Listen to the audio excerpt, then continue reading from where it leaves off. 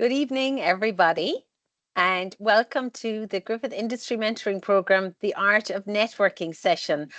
I'm sure most of you do know who I am, but for those that may not, my name is Brita Crowley. I am the Industry Mentoring Coordinator, and I am your moderator for this evening. Thank you.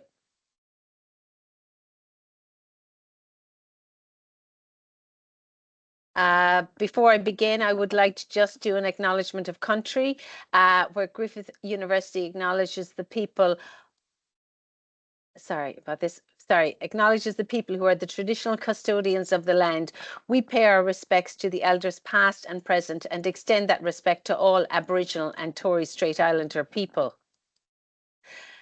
Just a little bit of housekeeping before we begin. This session is being recorded. Attendees can access their microphones. I would ask you not to have them on during the panelists as they speak. You can access your camera. We're more than happy for you to do that at any point throughout the evening. Please use the chat function for any questions that you have.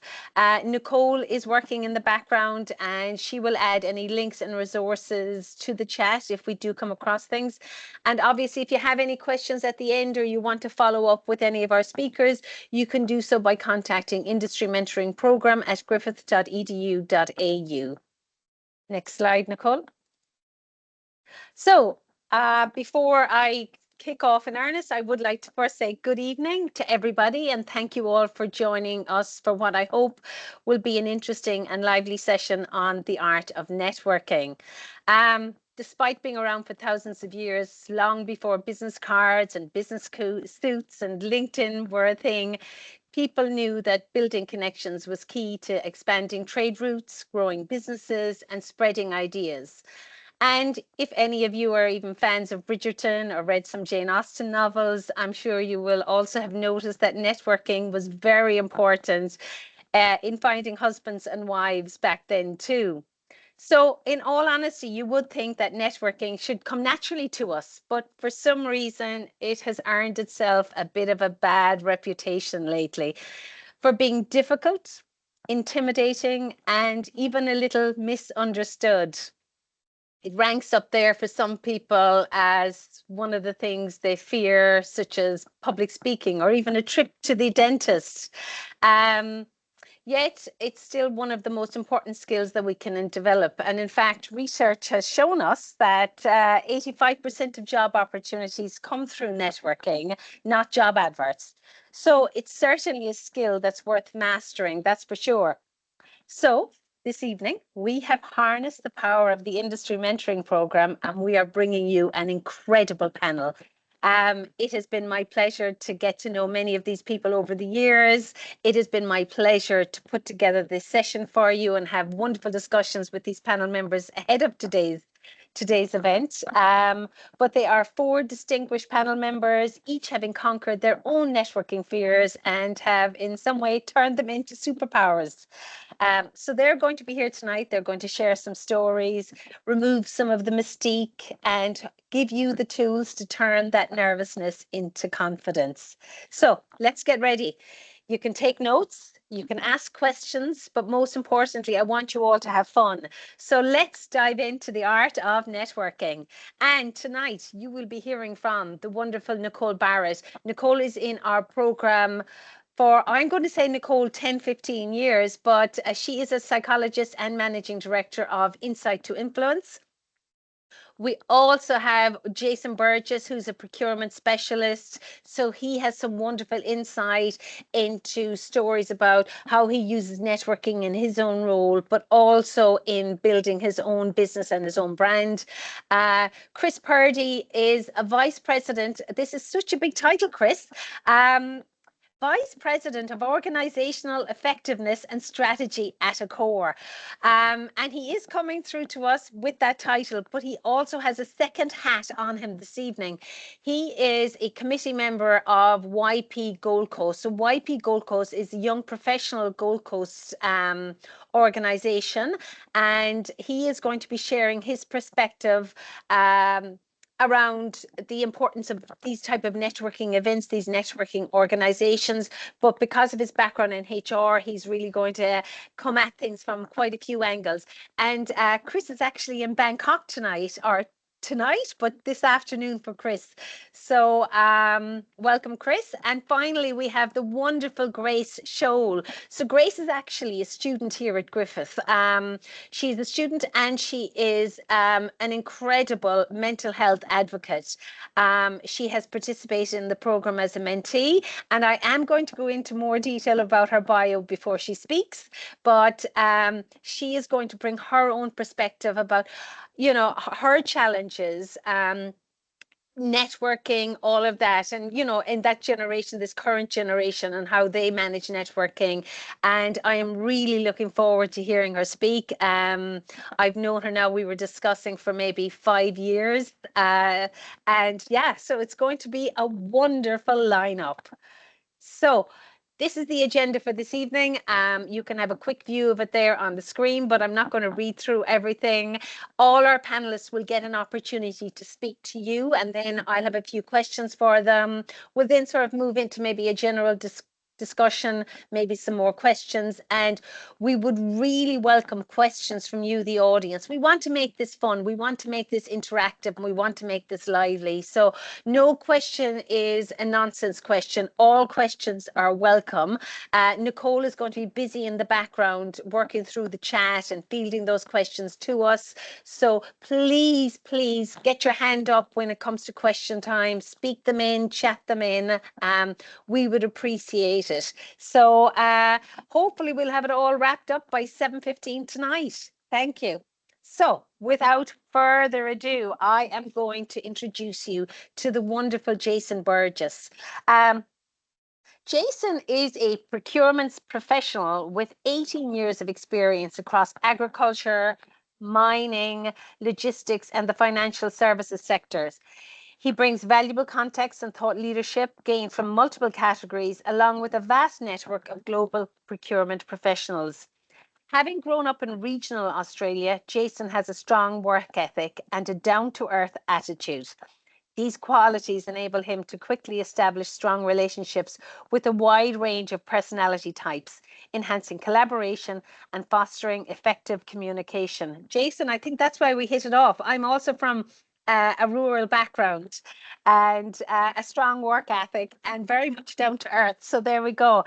Known for his energy and enthusiasm, I think I have found my twin. Jason's personable nature enables him to engage audiences effectively. His dynamic approach to ensures that key content is delivered in a manner that resonates with participants, making the learning experience both impactful and memorable. He holds a Bachelor of Business from Curtin University, a graduate diploma in procurement and supply chain. He has a leadership training from Maximus International and professional and negotiation and influencing from ENS International. It is time for you to speak and for me to zip it. So Jason, over to you. Thank you. Thanks, Brita. It's kind of humbling when you have all that read out to you, but yeah, like I grew up in the West, so we'll get that out in the open nice and early. So that's where I grew up, over in WA. So that's where I did my university degree. So I know what it's like for everyone on the call here to go through that. But look, great opportunity, and really appreciate the opportunity to speak to everyone tonight. Certainly an awesome panel group of panelists here that we've got, and no doubt you're going to get a lot of good information and some really practical tips. So look, before I came here tonight, I did a little bit of research, just to have a bit of a look at what is the job rate like, and what's it like as a university student nowadays trying to find a job at the end of their course. And whilst there's a lot of stats around, one of the things that I did find out was that, look, 80% of university students get a role within 4 to 6 months. Right now, on the back of the envelope, that seems reasonable. But I wanted to play it against another stat, which says the average starting salary is about $70,000, right? So if you say that it takes between 4 and 6 months, then it's costing you between $23,000 and $35,000 a year whilst you're trying to find a job. And so why is that acceptable? Why are we accepting that now? Admittedly, some some university degrees, there's a supply and demand issue, but typically what we're finding, and this is supported by your comment earlier, Breeder, around, look, 85% of the jobs are coming through networking, not through job ads, right? And so I know when I first left university, it was a big chunk of that was around applying for jobs.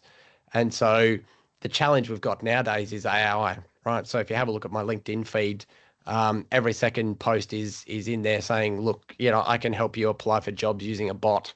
And so you've got recruiters and private enterprise and the government just receiving multiple applications for jobs just from bots that have grabbed someone's resume and just sent it through randomly. So you're not only competing with your fellow graduates, but you're also competing with other people who are trying to grab that job, and it creates a lot of noise.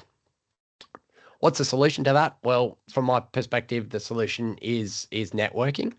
And what I wanted to do is just give you a quick understanding around where I've come from and how I've been using networking. And I suppose the key thing for me, if you take nothing away from my 5 minutes here, I've got 2 points that I really want you to take away. So the first one is that networking is a process, right? It's not an event. So it's easy to conjure up issues around walking into a room of 100 people, but networking is not like that. So that's the first point. The second point is that that networking is all about relationships, right? So I want you to think about all your best friends that you've got from high school, the people that you've met at university. If you've got a partner, how long it's taken you to build a good relationship with that person. And that's how I want you to start to think about networking. I'll give you a couple of quick examples, right? So for context, my role at the moment, so I don't work full time anymore. So I've opted to contract my time. So I take a gig that will go for 3 months, it'll go for 6 months, it'll go for 12 months. The only challenge that I need to deal with, the only risk that I need to look at is, what do I do at the end of my contract, right? How do I get another job? Now, the role that I'm in at the moment, I didn't apply for that job. I got it through a recruiter, and I've been speaking to that recruiter. I had a look on LinkedIn how long we've been connected, and we've been connected since 2017. And we've spoken multiple times over the last 5 years, both on text message, LinkedIn, and phone calls, right? The stars never aligned, but he knew when my contract was going to expire, and he had a copy of my resume. And so out of nowhere, towards the end of my last contract, he rang me up and said, hey, look, I've got a gig for you. Are you interested? So I sat through an interview. If you'd call it that, it was a 15-minute chat, and I got the job. The role previous to this, and this is where I really want to try and, just demonstrate how amazing it can be. I'm connected with a guy called Joel he's in Canada, and I talk to him sort of very regularly. And there's another guy just down the road who lives down the road, as I find out. He's been talking to Joel as well. Now, the guy down the road, Simon, was complaining to Joel that he couldn't find anyone. And Joel said, look, the only famous person I know in Australia is Jason. And so, as it turned out, the guy was 15 minutes down the road from where I lived. I went and had a coffee with him, and within 6 weeks, I had a job. So once again, I didn't have to apply for a job.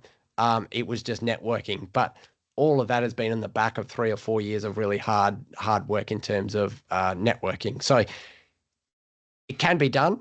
I see lots of people do it, but in terms of basic framework, in terms of how you can make it work, firstly, I use LinkedIn as a real basis of everything that I do. It's just a giant directory of people that you can tap into. You've got search functionality in there. If you're interested in a certain person that works for a certain organization, you can just Google that person and that organization, or it will come up. So there's a number of different ways you can connect with people. And then what you do after you've connected, you start to then comment on some of their posts. You start to interact with them, send them direct messages. You start to build up a relationship.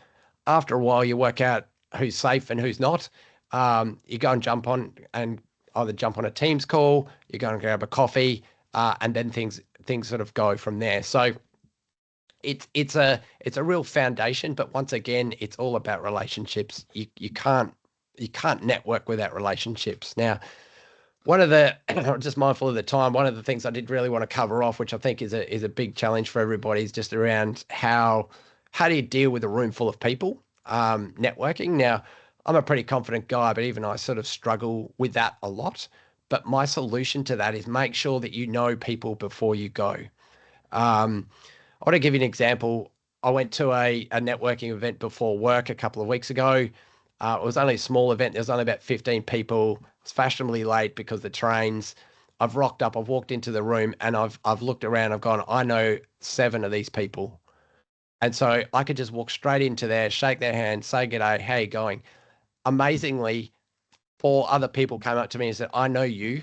I know you from LinkedIn. So suddenly I had that relationship. That left about 4 other people that I needed to get introduced to. So within half an hour, I knew everybody in that room and they knew who I was, but it was all in the back of LinkedIn. So that's my strategy is if you're going to go to a big networking event, make sure you find out who's going, right? So typically it's registered online, see who's liked it, see who's said, yes, I'm going, etc. You send them a message, say, hey, look, not really my scene, but I'm going anyway. It'd be great to catch up with you in person. And I can guarantee if you send 10 of those messages, 5 of the people will come back going, oh, it's not really my scene either. It'd be really great to talk to you. So that's a really good strategy for dealing with group in the group situation. Um, One final thing, I've got 2 books that I don't get anything out of, but certainly changed my mind. It's changed my life. If you're interested, one of them is a book called Uncovering the Hidden Job Market. It's written by a guy called Richard Triggs. He's based here in Brisbane, from Arete Executive Recruitment. I think it's like $10 on Amazon. It'll change your life. It's changed mine. Have a look at that. And then the other role I should say is um, Key Person of Interest by Daniel Priestley. So both quite small books, easy to digest, but if you go in there with an open mind, it will certainly help you on your networking journey. So, Brita, I don't want to take up too much more time because I think there's some other questions in that there that you want to fire across. So hopefully that just gives you an idea that you can network into jobs. And if anyone's interested, more than happy to hit me up on LinkedIn. So. Fabulous. Jason, honestly, I could listen to you for the evening. They were so useful, those tips. Sorry, Nicole, they were very useful. I'm just going to go off now and grab that book, okay? No, honestly, real sort of tangible, useful advice that you gave there. And I was thinking during it that I have been approached by some students who use some of those tactics already. And I always sometimes I'm just on the phone to them, but I just really want to meet them in person and pat them on the back that they're young and they get it and they're putting the hard work in now and they're making those connections through LinkedIn. And I think it's lovely here now to hear you speak about it. And I guess for them to feel a little bit vindicated that they're getting it right, which is fabulous. I should let our audience know that it was networking, I guess, that put me in touch with you. We have a common connection in Alan Robertson, who is a mentor in the program, and it was Alan that told me that I had to reach out to Jason and get him into the program and get him involved, which is fabulous, and I think very useful. I was thinking there, I love the idea of the book. So if anyone else has any books that they would like to mention in the chat, please go ahead, because I think we're always looking for, good recommendations in that way. One of the questions I guess I had was maintaining that relationship with people in your network over time. I know you covered it there a bit with the comments in the chat, but what about tapping into old contacts? Where do you sit on that? Have you any advice around, maybe former employees that you've lost touch with, and how can you sort of, regenerate those connections? Yeah, I think it's the best way to approach that, Brita, is around looking at it from a quality, not quantity. Yeah. So just because you know people, you don't necessarily have to be really good contacts for them. I always like to try and prioritize people who I might be able to help. The universe has got an amazing way of giving back. And so if your primary focus is to help someone else, then I would always start there. So if you've uncovered a new book, if you've spoken to someone and they're looking for a worker that might fit the bill of that other person, well, then always have a look at that as an opportunity to go out. If you're going into business, so from my perspective, there's other tools. So you'll hear things around customer relationship management tools, so CRM tools. I use one, I don't get anything from it, but it's called Folk. And so what it does is it helps me. I've got a list of people and I go, I'm going to call these people once every 6 weeks. And so it just pops up as a reminder all the time. You obviously can't do that with everybody. And so that's why I'm saying, look, you really need to prioritize who you can help and who's going to be able to add value to your network. I love it. I really do. Thank you. And the other thing I wanted to touch on, which I think was really important, and it was something I was thinking about before the session tonight, was that idea of building connections with recruiters. Sometimes, if you're in a high demand role, you'll get tapped up by recruiters all the time, and you suddenly, and you sort of think, oh, I need to push them away because I don't need anything. They're bothering me. But actually, it's also really important, I said, to build up those connections with some of those key recruiters and have them on your, sort of on your radar for years and years, because you may not need them now, but you know what I mean, down the track, they could be the people that, are going to present you with the job of a lifetime. So a bit like real estate, but not really. I agree. My caution is not all recruiters are created equal. So I reckon in my field, I would know at least 20 recruiters, and there's only about 4 or 5 of them who are actually really, really good. And so you just got to be careful. Once again, it's like the rest of your network. You just need to make sure that you're picking the best people to surround yourself with, because certainly there's some great ones out there, and they are going to be able to help you into the future. Fabulous. All right. Well, Jason, I'm going to come back to you at the end when we have the Q&A again, but I'm going to jump on to Grace now because I'm really trying to stay on time. So we have the wonderful Grace Scholl. Nicole, do you want to try and move on the slide, or is it me that's doing this? I think it might be me actually that has to do this. I did move the slide. I'm not sure if it's me Maybe or you. I can't see it, so I don't know what I'm moving, but it's moving when I click on it too. So let's go with that. Right, so Grace, I am going to read out your bio. So Grace Scholl, identifying she, her, or her pronouns, combines her lived experience of mental illness and suicide with her background in psychology and suicidology to advocate for systemic and social change. Grace advises government and non-government organizations on policy, research, and clinical governance, having worked with organisations such as Headspace, Beyond Blue, Queensland Health, and the Queensland Family and Child Commission. Grace was also a finalist for the 2024 Queensland Young Australian of the Year. She is currently completing a Master's of Suicidology at Griffith University. I also see here that she has, I think was a finalist for Out for Australia 30 under 30 in 2022, a Millennium Fellow in 2020, an ABCAT and RSL Queensland Scholar, and a Griffith Future Scholar 2020 and 2021. Wow. I know it's impolite to ask somebody their age, but I know you're not my age. That is a whole lot of achievements in a very short space of time, Grace. I'm humbled to be in your presence, and even though I would also call you a friend, honestly, you have achieved so much, and I know you have so much to share this evening. So I'm going to stop prattling on, and I'll let you take the stage. It feels weird hearing someone else say that, because I have this constant voice in my head saying, I haven't done enough yet. Which is always a good motivator. So it's interesting when I got the invite to this, because I'd like to think I'm pretty good at networking, but I never go into an event going, oh, I'm going to network and I'm going to make some connections.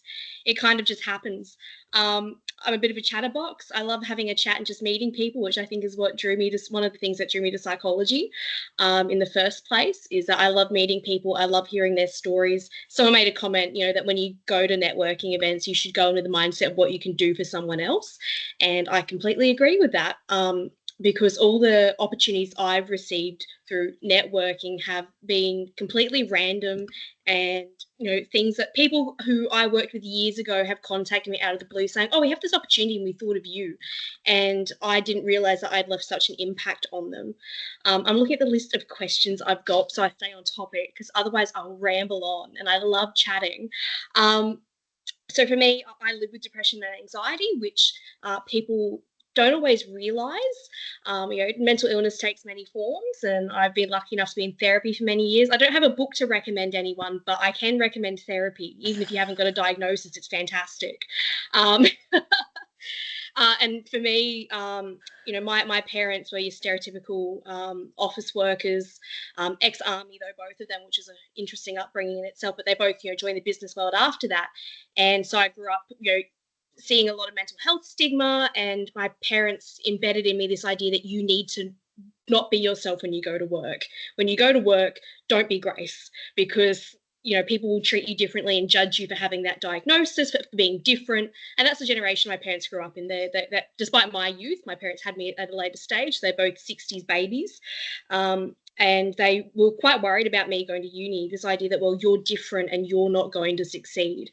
And actually, I've done quite well despite being different. And that's something I really want to hit home with, that the reason I've been successful in my networking and my very short career so far is because I've just embraced it. I've gone, why would I want to work with people or for an organization that doesn't see me as a whole person, doesn't respect who I am, where I have to pretend to be someone else every day, which is just exhausting. And I've lived that life before. So how do you build healthy networks? Be yourself. Don't,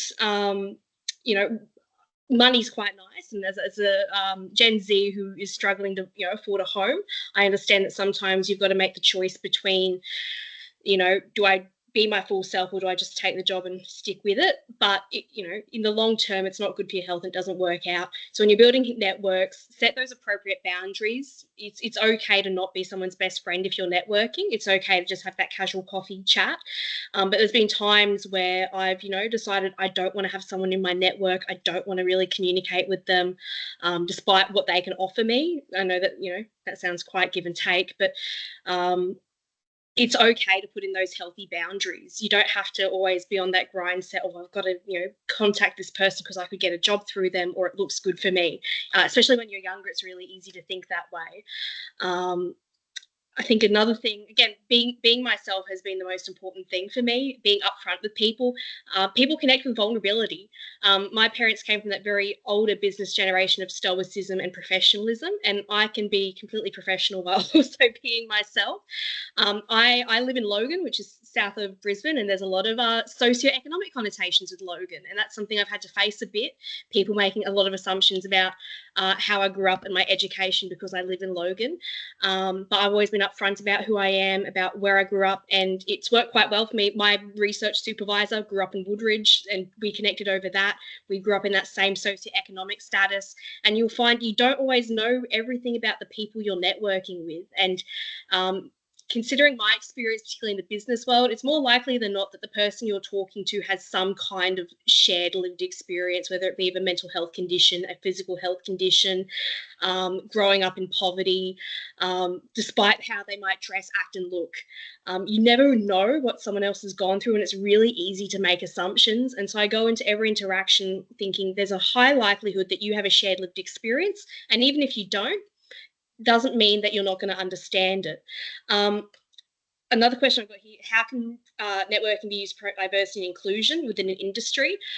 Particularly for me, coming from the mental health perspective, I love working in mental health, but it is an industry that has really struggled to move with the times and acknowledge that people can have a mental health condition and still be successful within working in mental health.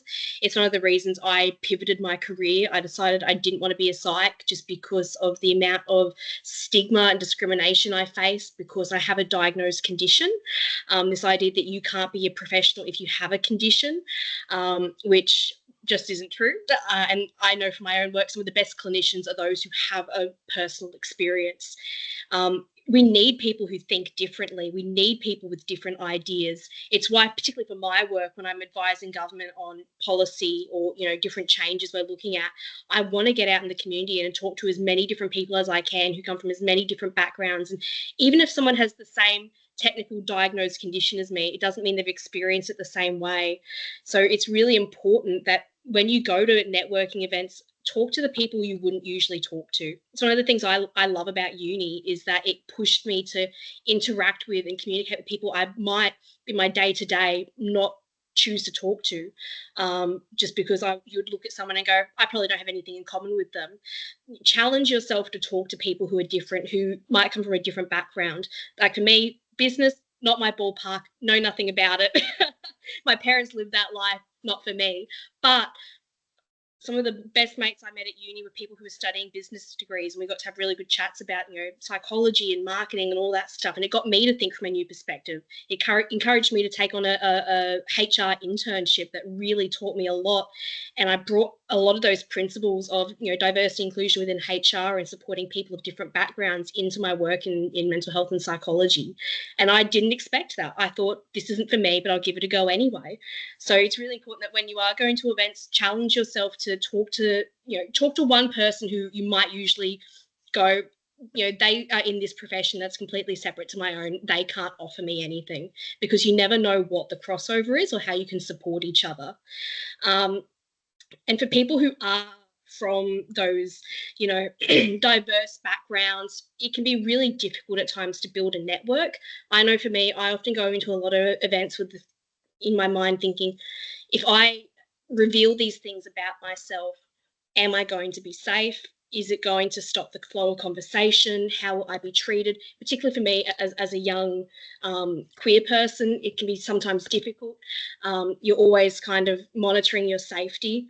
But at the end of the day, you've got to be brave about it, which is easier said than done. I'm someone who's really struggled with social anxiety. But for me, one of the reasons why I'm now quite comfortable, despite, I still have anxiety and I'm quite anxious now, believe it or not.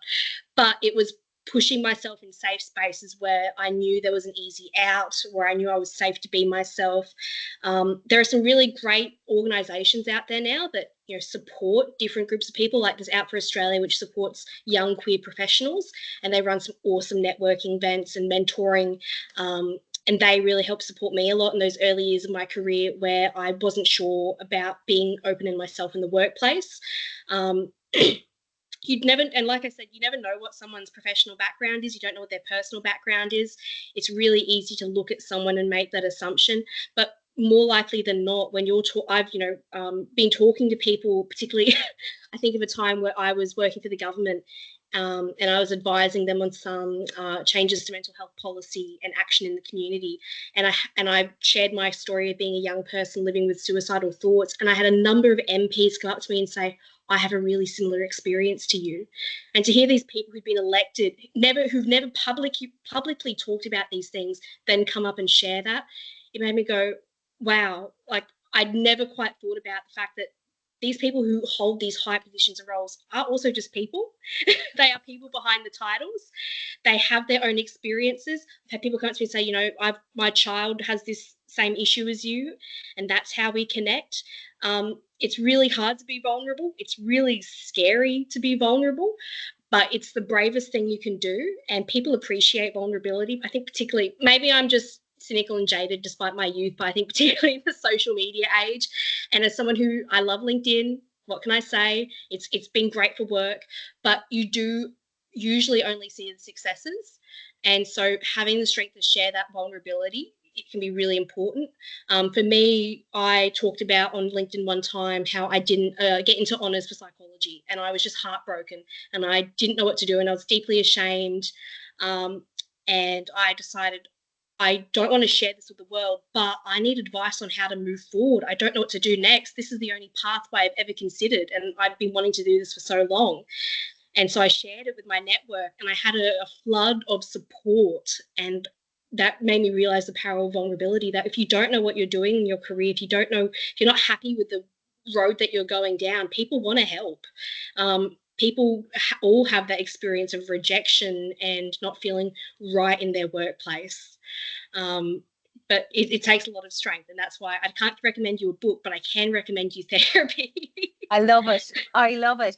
And I also really love, sorry if I'm cutting you up, I also loved that you mentioned Out for Australia and the fact that they have those networking events and they have those, that support network for people, and that is just today, I'm sure you are having an impact right now on somebody's life by just sharing that and sharing all that you have tonight, Grace. I really do appreciate it.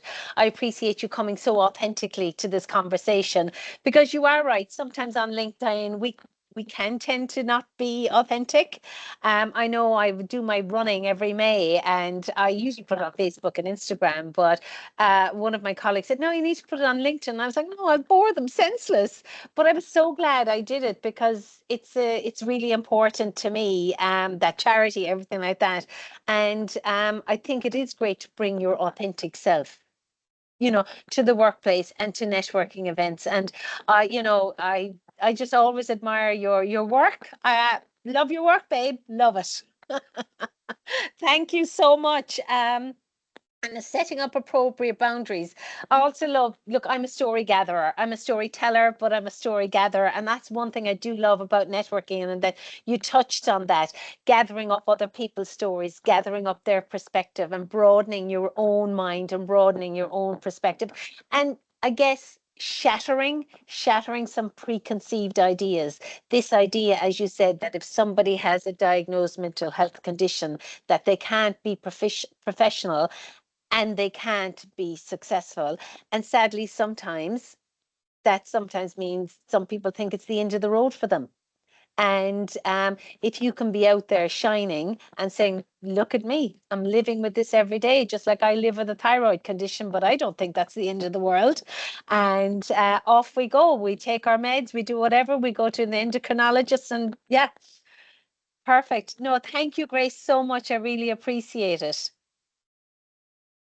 You're on mute if you were going to speak. I wasn't. I'm being very cautious because I have a habit of talking over time. Oh, I do too. Don't worry, you're fine. Okay.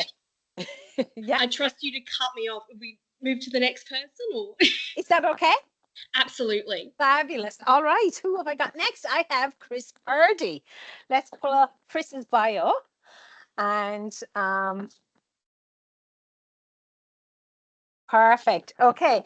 So the wonderful Chris is in our program, as I said, a mentor for many, many years. Sometimes he's hard to contact, but that's because he's a busy man, busy fella, our Chris. Chris is an accomplished executive renowned for guiding teams through change and designing strategies that simplify complex organizational challenges by aligning people, technology, and process to achieve sustainable results. In his current role of Vice President of Organizational Effectiveness and Strategy at Accor, a leading hotel and augmented hospitality company, Chris leads transformation initiatives across the diverse region of the Middle East, Africa, and Asia Pac. His expertise lies in translating high-level goals into clear, actionable plans and navigating organizational change to drive profitability and improve employee engagement. With a strong commitment to developing the leaders of tomorrow, Chris is always happy to share his experience and knowledge.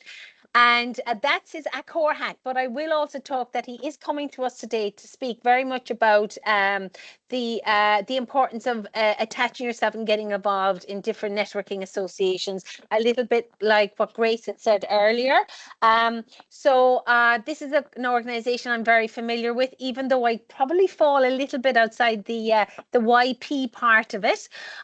When I do attend your events, I do kind of skew the age the wrong way. But YP Gold Coast, YP Gold Coast, Young Professionals Gold Coast, has been the leading advocacy and networking group on the Gold Coast since 2010. Wow, I didn't know it was that long. YP Gold Coast aims to motivate, inspire, and connect future city leaders and entrepreneurs. With a strong focus on growing the city's corporate culture, the leading advocacy group offers access to exclusive networking events and opportunities for professional development and growth. YP Gold Coast is not just about rubbing shoulders at networking events. They regularly advocate for issues affecting local young professionals under three key pillars: ambitious, connected, and healthy. Love that. We believe these are the building blocks of the city and that young professionals deserve to have a voice when it comes to decisions that affect their future here on the Gold Coast. I love it, Chris. It's a mighty fine introduction, and I'm conscious of time. You're coming to us from Bangkok today. I'm going to let you take over, and I'll ask some questions in a minute. Thank you. Oh, fantastic. And thank you everyone for having to sit through that absolutely painful introduction and bio. It's extraordinarily long. Hard act to follow though, Jason and Grace. That was fantastic and already so many great takeaways. I'm not too sure how I'm going to be able to top that or I'll definitely just build on it. It's funny. I always like to start off with a joke, especially when I talk about my job title. My ambition in life is always to get the maximum character limit with a job title, and I currently it's too big to fit in a Twitter tweet or an X tweet. So I think I've hit that ambition on the top of the head. So I am coming from Bangkok. It's fantastic to be speaking with each of you. Sawadi, which is Thai for hello. I have the absolute pleasure for working in an extremely diverse region in my day job, Accor, the Middle East, Asia, Pacific region, and including Africa, over 40 countries, 16 different languages, and 100,000 employees is the sort of portfolio that I work with and lead transformation initiatives for. I was originally going to talk a little bit about my journey of how I got here, but just listening to both Jason and Grace, I thought, well, the sentiment that I live by, or my own personal philosophy, is actually quite apt when we talk about networking. And the philosophy that I've carried with me for quite some time is to be curious and not judgmental. And I think that really resonates in not only what Jason has shared about the process of networking and it not being a singular event and relationships, but also really building on the authenticity that Grace has so kindly shared and the ability about being vulnerable. I think the art to networking is really just about being curious about other people. And it's as simple as that. I really love to challenge myself. I love to have conversations with people that, you know, I provide a safe space for people, even in the fleeting moments, to be able to be their true selves and to be able to share opposing views to what mine may be. But without that trust and that respect or that ability to provide a safe space, you can't really nurture a relationship, which is exactly to the point that what Jason was talking to. So for me, that personal philosophy of being curious and not judgmental absolutely resonates in the art of networking. And my career in and of itself has absolutely embodied being curious. There is not one path of where people go in their careers now. I know there's often statistics thrown around about having 5 or 6 different career paths in your lifetime. And the reality is it's a journey. And with any journey, it's the summation of your decisions and the doors that are open to you and what you say yes to, and equally what you say no to. So for me, I don't have a linear journey. It may look like that on paper, but it certainly is not. My most recent job prior to this one, I was heading up a call center. So very, very different to a traditional HR person. But all that comes back down to being curious and not judgmental. And through that same lens, the power of professional networking or associations like the YP, and I will just say that YP is our brand. We have stopped calling ourselves, or we tried not to call ourselves, young professionals, because we are for the young at heart. It's not just about being under the normal age, and I get asked that question a lot. Who's able to attend? Well, the reality is anyone is always welcome. We are a networking networking community, and we're a community of people based on the Gold Coast and definitely future city leaders or corporate city leaders. But we're also a group of people that have a very keen interest in the further economic investment of the Gold Coast. And For us, we are not a networking event where it's a sales tool or a marketing tool for other businesses to come and exchange their goods or services. We are very much about forging genuine business connections or people connections. And that's what's resonated with me for quite some time. I am, again, conscious of time. I am actually someone that desperately tries to stick to the absolute minute. So I will just share a few key areas as to why I think something like the YP committee is super critical for you. And it actually comes back down to when I first moved to the Gold Coast. And I moved to the Gold Coast in 2015. And funnily enough, Jason, I was originally in Perth as well. So I can appreciate moving from one very big capital city to a regional city, which is absolutely not what it is. The Gold Coast is a transition, but needing to build connections and networks in a brand new area can be extremely daunting. And I know that it can be very daunting for people on the call. But the YP community is actually something that had been running at that stage for 5 years. We have a number of events throughout the year, but I started to go pretty frequently. There's two sort of keystone events that we go to. And there's a bunch of breakfast and other cocktail style events as well. And I did not know anyone. No one in the organization I was working with wanted to join me either. So I was always rolling up. I was super excited. I wanted to meet people. But as much as I appear really confident today and have a really stupidly large job title, equally, I'm actually quite an introvert. And I don't necessarily love putting myself out there as much as I can absolutely talk like there's no tomorrow. But I went, and in that first occasion, I actually didn't talk to anybody. And that was okay. I went, I put myself outside of my comfort zone, and I saw, and I just sat back and I watched and I observed. And I think that's a superpower in and of itself, is feeling absolutely comfortable, feeling uncomfortable. The second time I went to another one of these events, someone came up to me and said hello. And suddenly it's amazing. You know, you put yourself out there and they recognize the fact that this was the second event that I'd been to. And I felt a little bit uncomfortable. I was kind of a bit sheltered in the corner, but the value of that first person coming and talking to you and saying, oh, I recognize you from last time. What did you think about the event? Suddenly you have common ground. So as much as I love what Grace said about just challenge yourself and try to find one person, I equally, it's equally okay not to do that. It's equally okay to go, to observe, to just take the first step. And the first step is just showing up. And there's something really, really powerful about just doing that one step. And lo and behold, today, the president, Josh, who I know would love to have been here today talking to all of you, is a very passionate Gold Coaster, a great guy, and a brilliant speaker as well, has been part of the YP Gold Coast committee for many, many years. But funnily enough, another great story about networking. Josh initially met me back in 2015 when I was recruiting for some roles in my old business, and Josh was there, and we connected on LinkedIn. And then suddenly, about 3 months ago, there was a call out on LinkedIn. Josh had posted it. I reached out to Josh, and lo and behold, I'm here sitting on the advisory council for the YP Gold Coast. So another good story of networking and maintaining those relationships.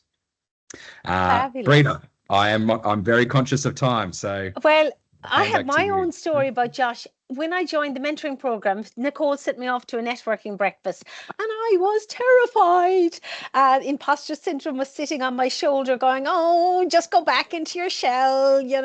I'm at a university. I don't have a PhD. Everything that comes out of my mouth is just going to be gobbledygook. And I went along, and Josh was the first person I met.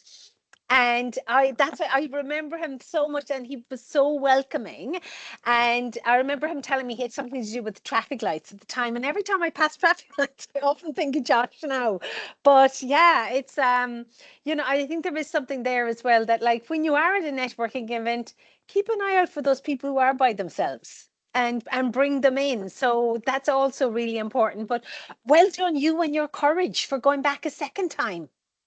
Chris, well done. Honestly, Totally. that and it is right. The idea of observing is so important. I think, you know, you kind of touched as well on the idea of listening and to people. It's not always just about you chatting and all of that. It's also about listening and hearing and all gathering that. But I'm going to move through my questions pretty quickly. Motivated to get involved. Like you, when I moved over here, I understand the importance of, you know, where do you start when you know absolutely nobody?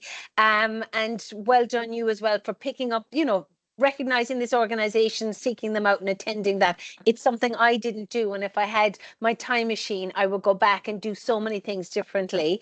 With this, you know, experiences, you know, hindsight is 2020 vision. But I just want to ask you very quickly, look, because you work in the hotel, I want to touch on for some of our HR or tourism students here today, could you recommend some networking organizations that they should get involved with other than White Bee Gold Coast? Yeah, look, absolutely. I think for any HRians in the room or aspiring people, the RE Association, so Australian HR Institute, is extremely a powerful networking piece. Not only are they, you know, an educational or a professional membership, which they do have student membership options available. They do have a local Gold Coast chapter where you can connect with, you know, other HR individuals, and there's plenty of us on the Gold Coast. Sometimes we don't talk as much as we like to, but they're certainly there. So please, you know, don't be a stranger and feel free to check that out. It's an interesting one from a hospitality perspective. There is a number of other sort of associations. Queensland Tourism Industry Council, so QTIC is one, AHA, Australian Hotels Association. There's plenty of these that exist, but there isn't necessarily a big presence on the Gold Coast of these sort of local chapters. So maybe that is a challenge back to those in the room that are maybe hospitality students. You know, I really encourage people to form these networks and create them themselves. A very good colleague of mine did the exact same thing down in Sydney. So if there is anyone in Sydney, a bit of a plug out to the Young Professional Hotel Association, who was started by Scott Bear amongst others, who really just saw a gap and they wanted to get to know each other better and swap stories and celebrate the hotel and the hospitality industry, because it's an extremely exciting industry. It is absolutely one of the top economic drivers of GDP on the Gold Coast. We need to protect our tourism hospitality industry there, and we need to also celebrate the talents that work there as well. So hopefully that helps, Breda. Thank you. It does. I'm going to give you one last question and then I'll jump over to Nicole because I am looking at the time. You're currently in Bangkok. You told me before we came on tonight that you've just come from Dubai. You have a big title. You're covering a lot of territory and a lot of different cultures and a lot of different languages. And this one, I guess, is primarily for our international students who, you know, they're coming over here. They have their own challenges in networking, maybe in English, which might not be their first language, in getting a handle on Australian culture. Even from an Irish person's perspective, there's a big difference. Have you any tips, any advice for people when it comes to networking, building connections in different territories, in different countries with different cultures, different languages? Yeah, look, it's a really good question, and there is not one simple answer for this, unfortunately. It's cultural nuance is such a delicate and intricate dance, and even within Australians' context, you know, you've got multiple different states and territories, and each one of them have its own level of subculture, which you have to be familiar with, which is fascinating. But I think my question or my answer of how to go about it is, there is one of the benefits to the Gold Coast and definitely Australia is how multicultural and diverse it is. And you can forge and find similar speaking or local speaking people within those own networks and ask them that question. How have they been able to embed themselves within the local context or within their local environment? So I think that's one point. And I go out of my way to really embed myself in an area or a region, and wherever possible understand the local norms. So a week in Bangkok, a week in Dubai, it is not fun. I'm not sitting on a beach necessarily. I'm absolutely embedded with the team, and I'm learning their local nuance. And at times that can be very, very challenging, but you need to be patient. You need to not get frustrated, and that can happen, or you feel this overwhelming sense of anger, or just anxiety brewing inside you. You really need to get a grappling on that, and just realize that everyone's trying their best, and we all want to collectively be and live harmoniously with one another. We just need to be patient with each other at times. You need to be respectful as well. Not everyone has a very similar lived experience to each of us. And again, I come back to my statement of be curious and not judgmental. Be curious about them, ask, and be patient. Provide that safe space for them to be able to answer, and ask questions. And I guess if you're not an English speaking first language person, maybe one of the best things you could do is come with a series of questions in the English or the local language, and prepare yourself. It's okay to just have a series of questions that will allow somebody else to talk, because just as I have done and proven, and I'm sure my other panelists, once we're asked questions, we're unrelenting with information. We love to chat. We love to answer.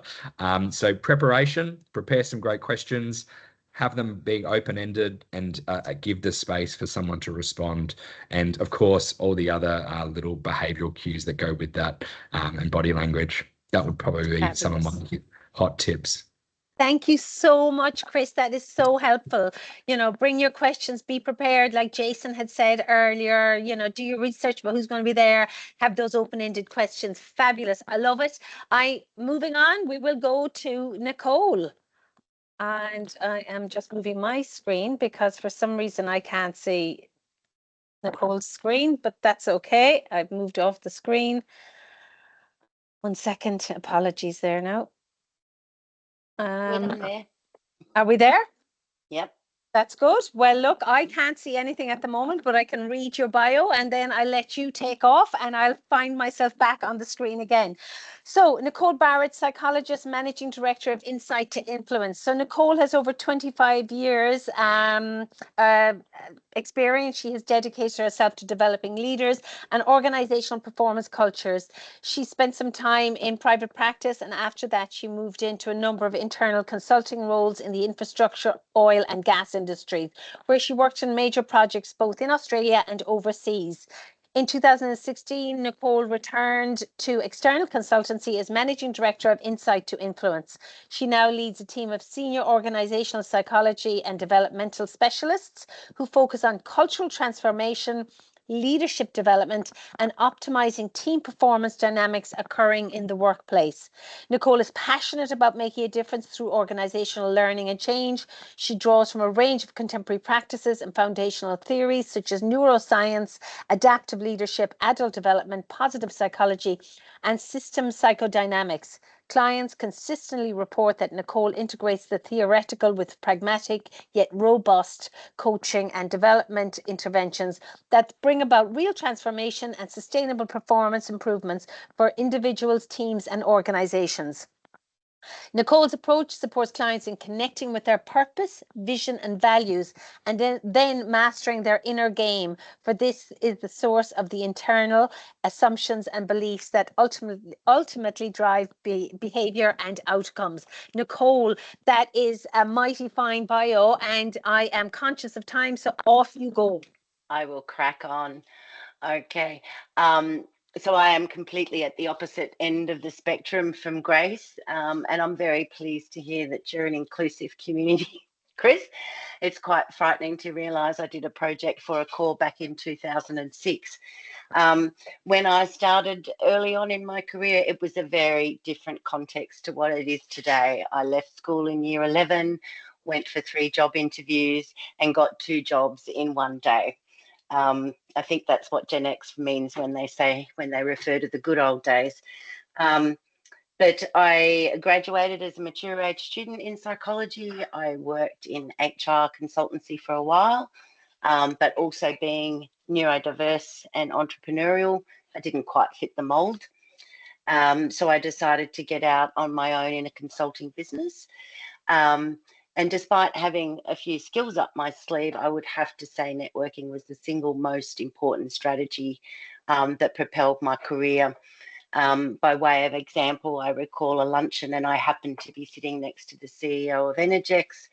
There were 7 men at the table, as there often are, and they were talking about the big 4 consulting firms. And I happened to have a bit of a cheeky conversation and said, I don't know why you hire the big consulting companies all the time. Don't you realise they use subcontractors like me?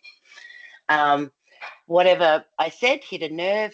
The CEO had his general manager ring me the next day, and I was on a culture change project with Energex. So that certainly propelled my career. So I think we've all heard today how important networking is and how valuable it is, but it's extremely confronting to put yourself out there. There's a lot at stake. It's your identity on the line, and that is actually the problem. So if we can just have the first slide, so your performance actually in anything, but let's put it in the context of networking, is your potential less the interference. And what causes the interference is the status quo of our own minds. It's all the internal dialogue that's happening. It's the, if you're underconfident, if it's all the I'm not ready, it's the self-doubt. It's I'm not experienced enough, I'm too young, I haven't finished uni, I'll do it when. It's all those excuses that you will find not to network, and it's all in your own head, absolutely all in your own head. If you're overconfident equally, then that in a networking environment, it can come off as very, very self-interested. So we've heard a little bit about the anxiety of networking, but I want to just pinpoint 4 different types of anxiety that networking evokes. So it does activate the threat appraisal system. We have impression anxiety, which is related to fear of vulnerability and judgments. It's that being concerned about the impression that you will have on other people. We have performance anxiety, which is, intrusion anxiety. So that fear of interrupting people at an event or, an occasion where people are gathering for whatever reason. You have the performance anxiety, which is fear of getting it wrong, making a mistake. And then finally, the last one there is your isolation. So fear of rejection, that if I'm at a social event and I've got nobody to talk to. All of these conditions activate the central nervous system, and it's a bit of a self-fulfilling prophecy. You start to get very conscious about your way of being and very internally focused, and all of a sudden your palms are sweating, your face is going red, and you're finding yourself exactly in the environment that you don't want to be. So your panel have talked about quite a lot of things already, so I'm going to zip through the next these are tips. Okay, so Brita, you can just crack on into the next one. Be really clear about your purpose. Why are you there? What's your why? And that will help you really focus and get what you need. So are you there to meet like-minded peers? Are you there to learn from others? Or are you there to find people of influence, clients, decision makers? So knowing what your purpose is really helpful.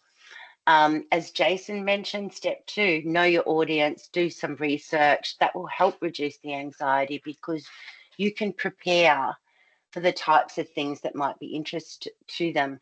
For example, do you want to be where your technical experts are, or your domain, or your industry networks, or are you looking for small to medium business or leaders of large corporates? If you know your audience, then you can prepare. For me, being a culture transformation specialist, going to the Institute of Business Leaders or the CEO Institute or various organisations that are out there, being able to talk about newsworthy issues such as the Volkswagen emissions scandal or the Royal Commission into banking. They were real triggers that would get them excited and thinking about, wow, I really do need to manage my people risks. So that's a way of reducing the anxiety, feeling confident and prepared that you've got a couple of things that might be relatable to those audiences. Number 3, of course, if you know your purpose and you know your audience, you can be selective. There are lots and lots of things you can go to. It can be exhausting. I was at breakfast, lunches, and dinners.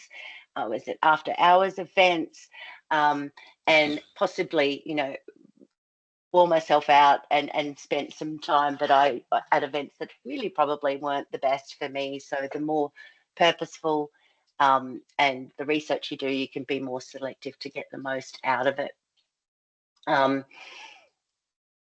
What else would I like to say? The next one, something else to reduce the anxiety is set realistic goals. And in fact, everyone's touched on it.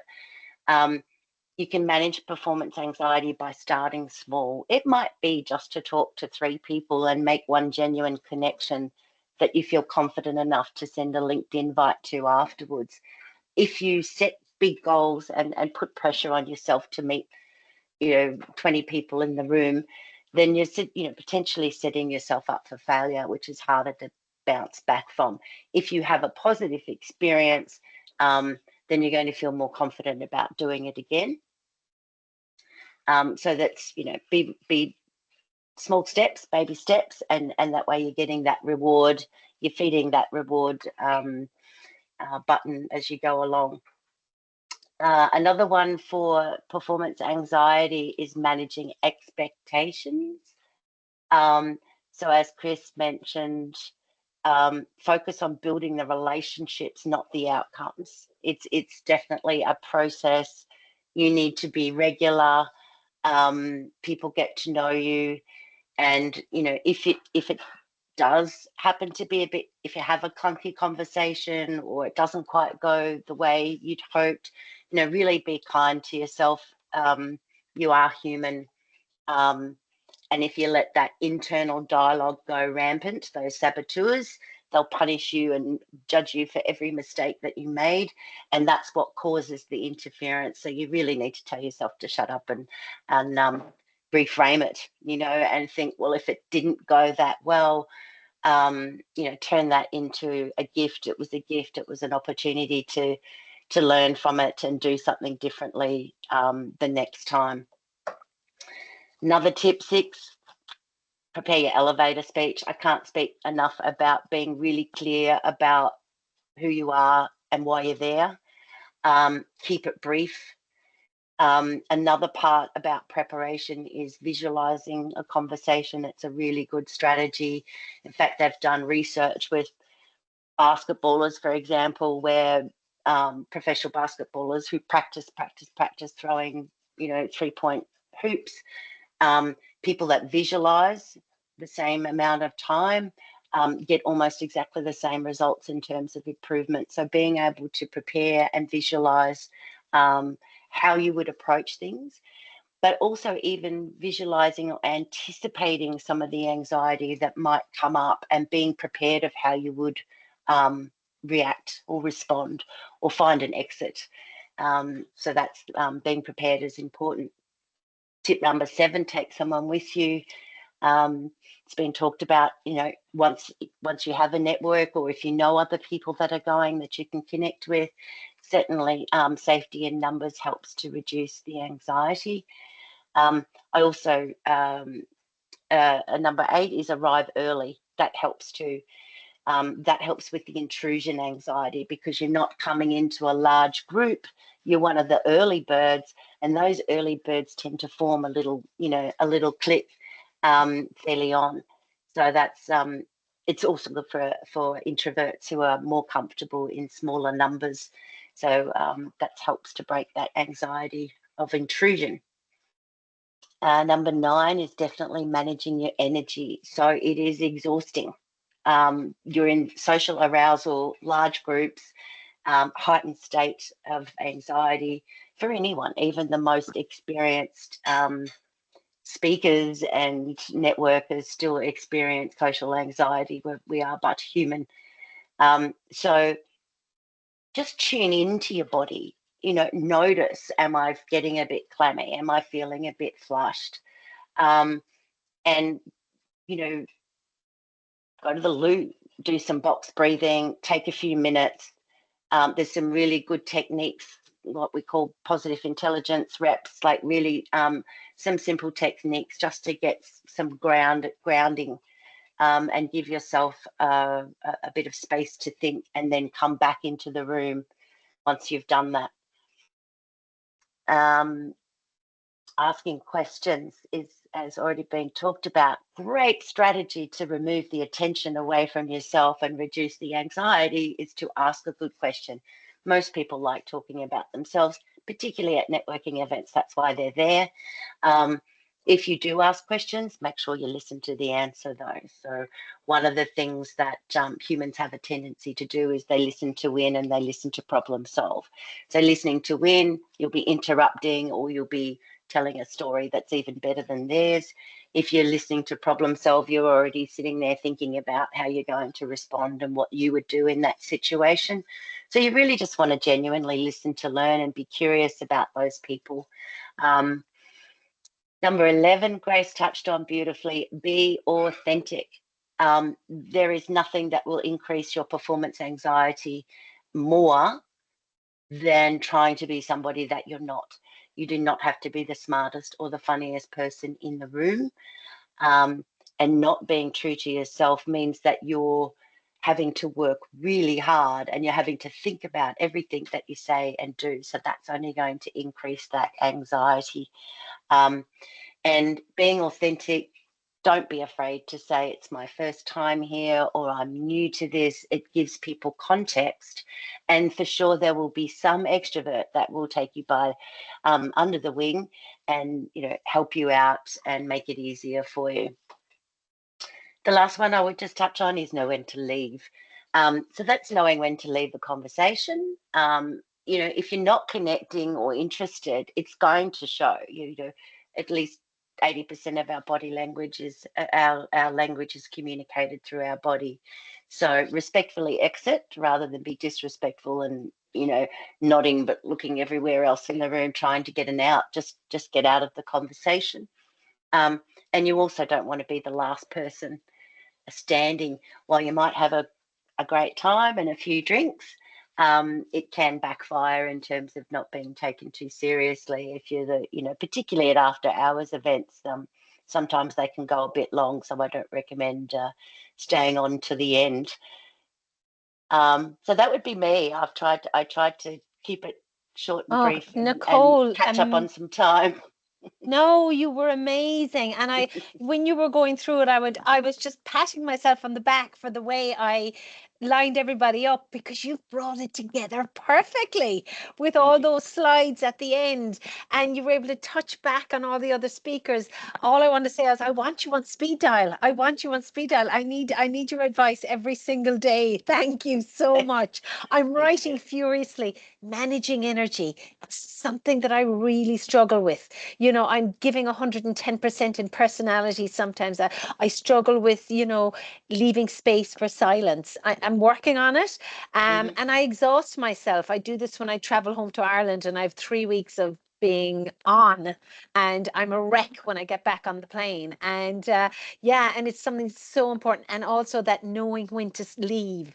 It was something I wanted to ask a few people about is, coming to the end of the conversation, you've wrapped everything up and you've both run out of things to say and you're touching on the weather. Oh, it's getting cold tonight.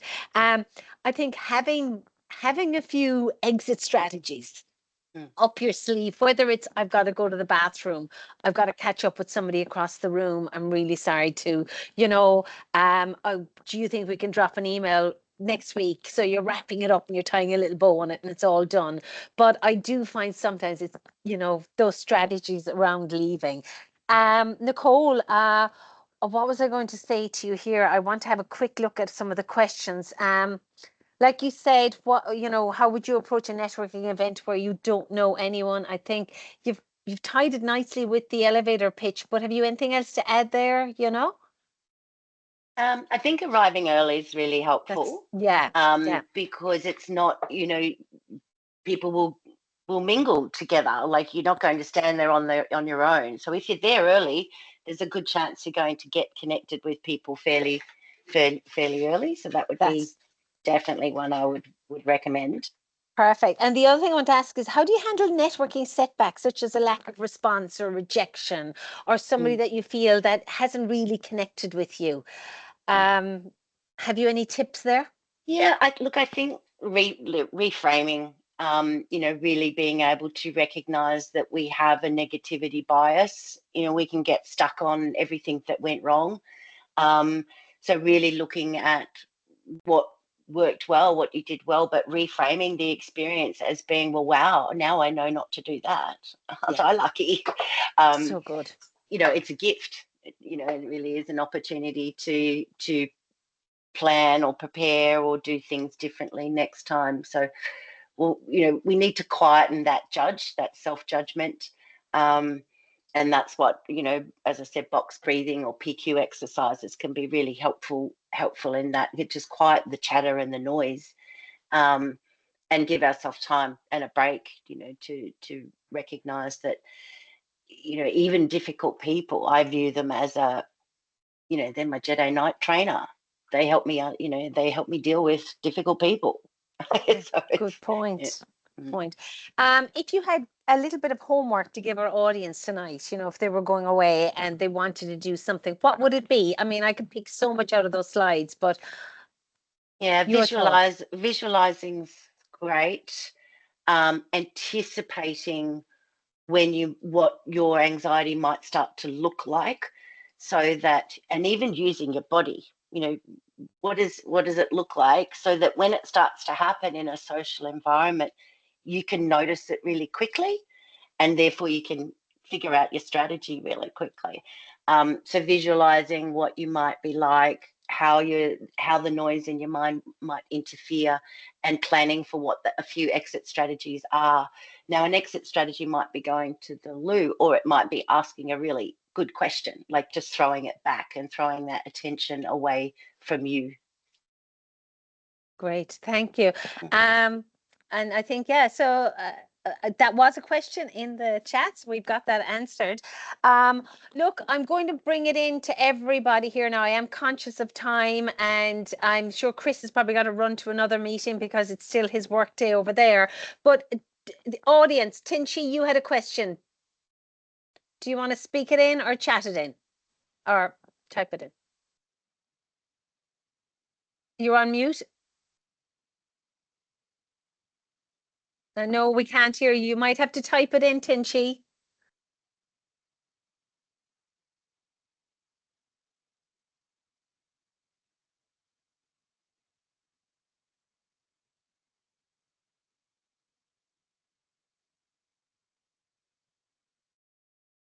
Anyone else have a question while Tinchi is typing?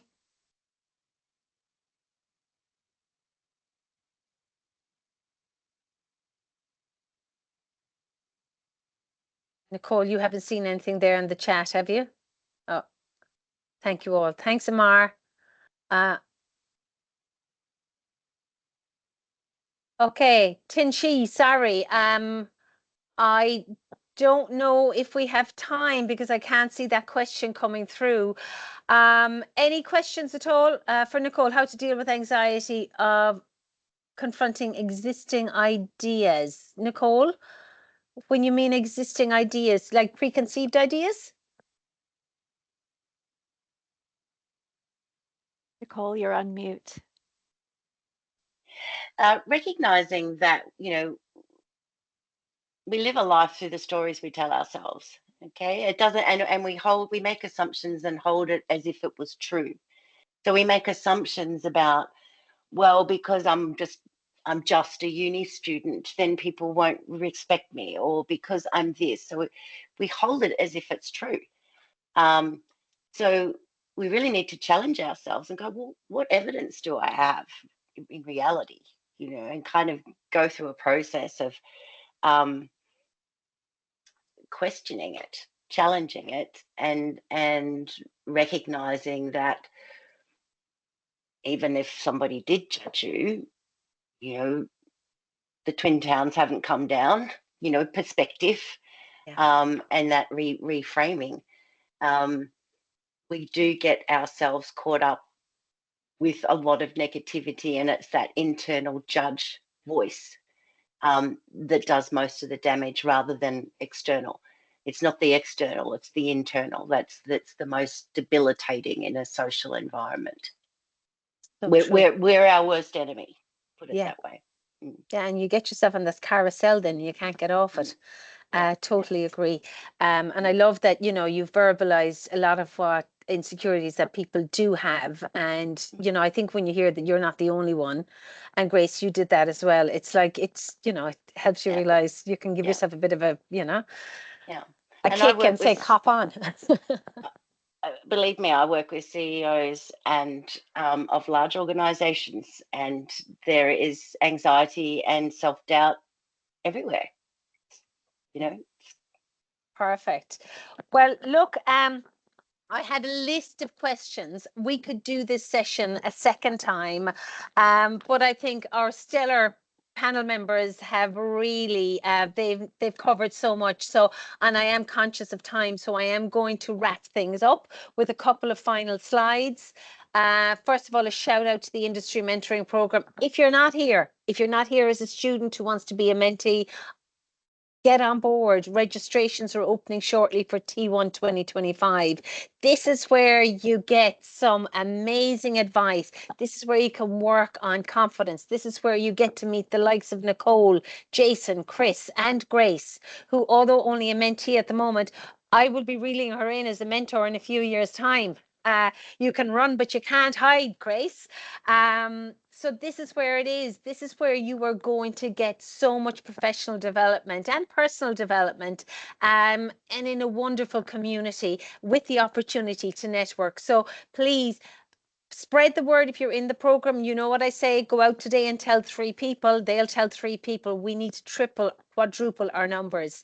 And if you are an industry professional on here this evening, this is where you are going to find joy. It is highly rewarding to be a mentor in our program. And yeah, and I am ready and waiting for your phone calls. Okay. We are part of the wider Careers and Employment Services team. We have, I think, 19 or 20 people on our team in total, all with a variety of expertise and strengths. We have some amazing career consultants such as Nicole Chambers, my wonderful colleague in the program as well. If you are looking for support on anything that we touched on this evening, whether it's helping to craft your elevator pitch, whether it's helping to craft your LinkedIn, we have so many resources and available to you, and experts that can advise you. So do tap into that expertise too, okay? I cannot say thank you enough to this wonderful lineup of panel members. Nicole, I would like you to turn on your screen for this one, because you deserve thank you as well, Nicole Chambers. But look, we have covered so much: being curious, being connected, being prepared, all of that, being authentic. I mean, you have all come with valuable messages for tonight. I was expecting great things, but I have been blown away. Thank you so much. You've taken the time out of your busy day. You've all put so much preparation into this. And I really appreciate it. I know our audience appreciates it. We have recorded this session. We will be able to share it. And there is so much here for everybody. Thank you, Nicole Barrett. Thank you, Jason Burgess. Thank you, Grace Joel. Thank you, Chris Purdy. I think you may have had to jump off. Thanks, Nicole Chambers, for all your fine work in the background. I hope you've enjoyed the session. If you have any questions, if you want to do other sessions like this, email us, let us know. We'll gather a posse of people and we'll get it sorted. Have a lovely Thursday evening, and I look forward to connecting with you all over the coming weeks. Thank you so much. Take care. Thanks, Breda. Good night. Take Bye. care.